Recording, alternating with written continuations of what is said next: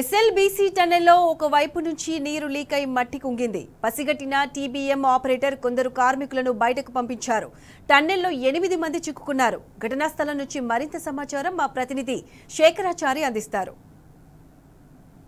ప్రమాదం జరిగినటువంటి ఎస్ఎల్బీసీ ఏదైతే అండర్ టన్నెల్ కెనాల్ ఉందో ఆ అండర్ టన్నెల్కి సంబంధించినటువంటి వద్ద ఉన్నాము. ఇక్కడనే ప్రమాదం జరిగింది ఉదయం. అయితే దీంట్లో లోపల 14 కిలోమీటర్ల లోపల ప్రమాదం జరిగింది. దీనికి సంబంధించి ఉదయం డ్యూటీల నిమిత్తం ఒక 50 మంది కార్మికులతో పాటు ఇంజనీర్లు, దానికి సంబంధించినటువంటి సిబ్బంది అంతా కూడా 50 మంది లోపలికి పనుల నిమిత్తం వెళ్ళారు. ఆ తవ్వకాల కోసం వెళ్ళారు. దానికి సంబంధించినటువంటి రిబిట్లు పైన ఫిట్ చేయడానికి వెళ్ళేటువంటి సిబ్బంది, ఆపరేటర్లు వాళ్ళంతా కూడా 50 మంది వెళ్ళినటువంటి పరిస్థితి. అయితే 8:30 ప్రాంతంలో 14 కిలోమీటర్ల లోపల ఒక 3 మీటర్ల మేర పైన ఉన్న ఫలంగా పైన ఫిట్ చేసినటువంటి ఏదైతే రిబిట్స్ ఉంటాయో సిమెంట్వి, అవి ఒక 3 మీటర్ల మేర ఊడిపడ్డాయి. ఊడిపడ్డటువంటి క్రమంలో అక్కడ ఉన్నటువంటి కరెంటు, విద్యుత్ అంతా కూడా కనెక్షన్ కట్ అయింది. అక్కడ చీకటిగా మారింది. ఏమీ అర్థం కాని పరిస్థితుల్లో అక్కడ లోపల ఉన్నటువంటి ఎవరైతే పనులు చేస్తూ ఉన్నారో వాళ్ళంతా కూడా హుటాహుటిన పరుగులు తీస్తూ బయటికి పరుగులు తీసి 42 మంది బయటకు వచ్చారు. దాంట్లో కొంతమంది క్షతగాత్రులు అయితే వారికి వైద్యం కూడా అందుతున్నటువంటి పరిస్థితి కనిపిస్తూ ఉంది. అయితే ఏదైతే రిబిట్ 14 కిలోమీటర్ల లోపల కూలిందో అయితే మనం చూడొచ్చు. ఇక్కడ పైన పూర్తి స్థాయిలో ఆ టన్నెల్ ఎట్లా ఉందో ఆ టన్నెల్ పైన అంత హైటు మేర పైన అంతా కూడా అంటే గుట్ట మాదిరిగా ఉంటుంది. ఆ గుట్ట మాదిరిని అదంతా కూడా ఆపేటువంటి, ఈ టన్నెల్కు ఆపేటువంటి ఒక రిబిట్ వేస్తారు. రిబిట్ వేసుకుంటూ అది భారీగా అంటే మంచి బందోబస్తు ఉందంటేనే ముందు తవ్వడానికి వెళ్తారు. ఈ క్రమంలో 14 కిలోమీటర్ల లోపల అది తవ్వుతున్నటువంటి క్రమంలో రిబిట్ బాగానే ఉందని చెప్పేసి ముందరికి వెళ్ళినటువంటి క్రమంలో ఒక్కసారిగా ఆ రిబిట్ అంటే అక్కడ వాటర్ లీకేజ్ అయ్యి అక్కడ ఏదైతే ఫిట్ చేసినటువంటి ఆ రిబిట్ ఉందో అది కుప్ప కూలిందని చెప్తా ఉన్నారు. కుప్ప కూలి దాని పక్కన ఉన్నటువంటి కుప్ప కూలడంతో పూర్తి స్థాయిలో ఆ రిబిట్ కూలడంతో రిబిట్ అవతల ఉన్నటువంటి వాళ్ళు ఎవరైతే తవ్వకాడికి ఒక 8 మంది వెళ్ళారో అవతల వెళ్ళిన వారు అక్కడనే చిక్కుకుపోయారు. అయితే పైన ఉన్నటువంటి మనం ఇప్పుడు ఏదైతే చూపించామో ఆ పైన ఏదైతే చూపిస్తా ఉన్నామో ఆ పైన ఉన్నటువంటి ఆ గుట్ట మాదిరిగా ఉన్నటువంటి ఆ మట్టి అంతా కూడా, ఆ మట్టి పిల్లలంతా కూడా, రాళ్లంతా కూడా ఒక్కసారిగా ఆ రిబిట్తో పాటు అక్కడ ఆ అండర్ టన్నెళ్లకు మొత్తం పూర్తి స్థాయిలో కూలడం జరిగింది.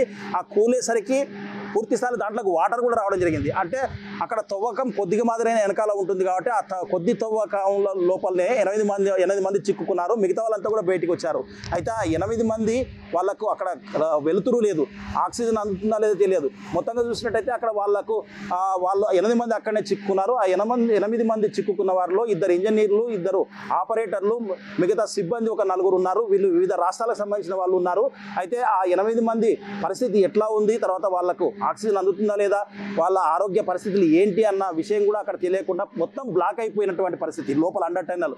అయితే మొత్తం వాళ్ళు ఒక రకంగా చెప్పాలంటే మట్టితో సమాధి చేసినట్టుగా వాళ్ళు లోపల ఇరుక్కపోయినటువంటి పరిస్థితి. దీనికి ఇక్కడ లోపల ఏం జరిగింది అన్న విషయమే గోప్యంగా ఉంచి ఇప్పుడిప్పుడే వాళ్ళు ఎవరు చిక్కుకున్నారన్న విషయం మంత్రులు వచ్చి చెప్పినటువంటి పరిస్థితి. మంత్రులు మీడియా సమావేశం ఏర్పాటు చేసి సహాయక చర్యలు ముమ్మరం చేస్తున్నాం, అక్కడ లోపల ఉన్న వాళ్ళని క్షేమంగా తీసుకొస్తామని చెప్పినప్పటికీ కూడా లోపల ఉన్న వాళ్ళ పరిస్థితి ఇక్కడ చూసినట్టయితే ఎట్టి పరిస్థితుల్లో వాళ్లకు ఎలాంటి సౌకర్యాలు లేవు. అక్కడికి వెళ్ళాలంటే వెళ్ళే పరిస్థితి లేదు. సహాయక చర్యలు, రెస్క్యూ టీము, తర్వాత ఏ టీం వెళ్ళాలన్నా వెళ్ళే పరిస్థితి అయితే ఇప్పుడు కనిపించట్లేదు. ఇప్పుడు రాత్రి చీకటి కూడా అవుతుంది కాబట్టి అసలు లోపల వాళ్ళ పరిస్థితి ఏంటనేది ఆగమగోచరంగా మారింది. మొత్తంగా సహాయక చర్యలు చేపట్టినప్పటికీ ఈరోజు చేపడతారా, రేపు చేపడతారా అనే విషయం పక్కకు పెడితే వాళ్ళ పరిస్థితి దయనీయంగా మారింది. ఒకవేళ సహాయక చర్యలు చేపట్టినా కానీ 14 కిలోమీటర్ల లోపలికి వెళ్ళాలి. అక్కడ పైన ఉన్నటువంటి మట్టి ఏదైతే ఉందో అది మొత్తం కూడా తీయాలి. అవన్నీ తీయాలంటే వాళ్ళు అక్కడ లోపల ఎక్కడ ఇరుక్కున్నారో ఆ మట్టిలో అన్న విషయం కూడా అక్కడ అబ్జర్వేషన్ చేయాలి. ఇది చాలా సమయం పట్టే ఉంది, రోజులు పట్టే అవకాశం కూడా ఉంది. కాబట్టి పూర్తి స్థాయిలో ఇది ప్రభుత్వ నిర్లక్ష్యం అని చెప్పేసి కూడా చెప్తున్నటువంటి పరిస్థితి కనిపిస్తూ ఉంది. 4 రోజుల క్రితమే ఈ పనులు ప్రారంభించారు.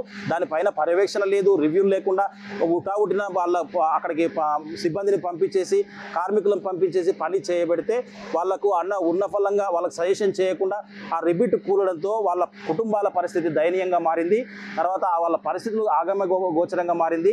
ఇంతకీ వాళ్ళను క్షేమంగా తీసుకొస్తామని చెప్తున్నప్పటికీ కూడా ఎట్లా క్షేమంగా వాళ్ళు వస్తారన్నది కూడా ఒక క్వశ్చన్ మార్క్ గానే మిగిలిందని చెప్పవచ్చు. ఇది పూర్తి స్థాయి అధికారుల నిర్లక్ష్యమా లేదంటే అధికారులు విఫలమయ్యారా, దీనికి ప్రభుత్వమే కారణం అని చెప్పేసి ఇప్పటికే మాజీ మంత్రి బీఆర్ఎస్ పార్టీ వర్కింగ్ ప్రెసిడెంట్ కేటీఆర్తో పాటు మాజీ మంత్రి హరీష్ రావుతో పాటు కవిత కూడా దీనిపైన స్పందించడం జరిగింది. ఇది ముమ్మాటికి ప్రభుత్వ నిర్లక్ష్యమే అని చెప్పేసి, దీనికి ప్రభుత్వం బాధ్యత వహించాలని చెప్పేసి తక్షణమే సహాయక చర్యలు ముమ్మరం చేసి వాళ్ళని క్షేమంగా తీసుకురావాలని చెప్పేసి కూడా డిమాండ్ చేయడం జరిగింది. ఏదేమైనప్పటికీ వాళ్ళ అంటే పని చేయడానికి లోపలికి వెళ్ళినటువంటి వ్యక్తులు క్షేమంగా ఇప్పటి వరకు రాలేదు అంటే ఇప్పటికే చాలా గంటలు గడిచిపోయింది. ఉదయం నుంచి కూడా లోపల కరెంటు విద్యుత్ కూడా లేదని చెప్తా ఉన్నారు. తర్వాత అక్కడ కూలినప్పుడే విద్యుత్ కట్ అయిందని చెప్తా ఉన్నారు.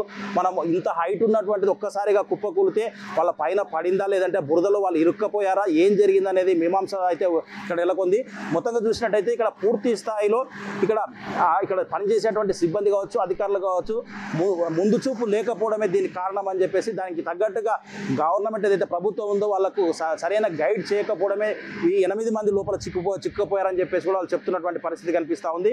మనం కూడా కోరుకుందాం వాళ్ళంతా కూడా క్షేమంగా బయటికి రావాలని చెప్పేసి కోరుకున్నప్పటికీ కూడా ఇప్పటికైతే సహాయక చర్యలు ముమ్మరం చేశామని చెప్తున్నప్పటికీ కూడా సహాయక చర్యలు ముమ్మరం చేసినప్పటికీ కూడా లోపలికి వెళ్ళాలంటే 14 కిలోమీటర్ల లోపల ఈ సంఘటన జరిగింది. ఆ 14 కిలోమీటర్ల లోపల వాళ్ళకి ఆక్సిజన్ అందుతుందా, వాళ్ళు బురదలో ఇరుక్కున్నారా, పైన మట్టి ఏ మేరకు వాళ్ళకు నిండిపోయింది, తర్వాత పైన బండరాళ్ళు అవన్నీ ఉన్నాయి.